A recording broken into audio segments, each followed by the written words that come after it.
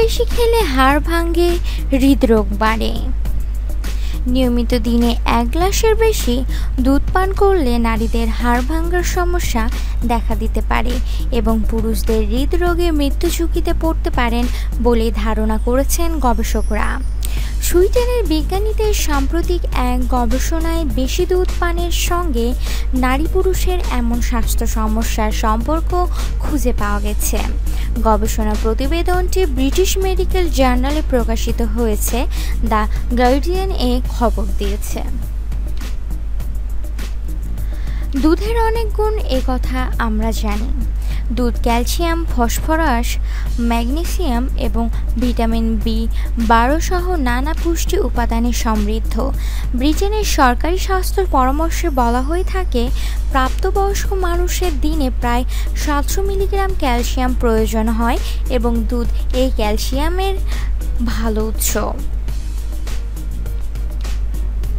দেশটির dairy council বলছে, নিয়মিত দুধ পানে হাড়ের ক্ষয়রোগ দূর হয় এবং স্তন ক্যান্সার ও হৃদরোগের ঝুঁকি কমে।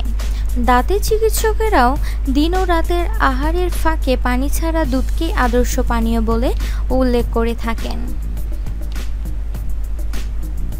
কিন্তু সুইডেনের একটা গবেষক দল সম্প্রতি দুধের এই আদর্শ পানীয়ের প্রতি অতিরিক্ত পক্ষপাত নিয়ে প্রশ্ন তুলেছে।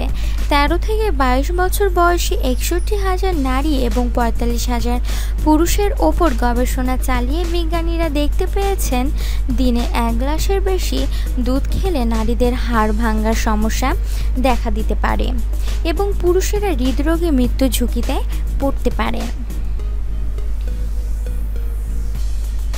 সুইডেনের এই গবেষণায় দেখা গেছে, যে নারীরা দিনে 2 গ্লাস বা তার চেয়ে বেশি দুধ পান করেন তাদের হাড়ের ক্ষয়রোগের আশঙ্কা যারা দিনে 1 গ্লাস দুধ পান করেন তাদের চেয়ে 16% বেশি।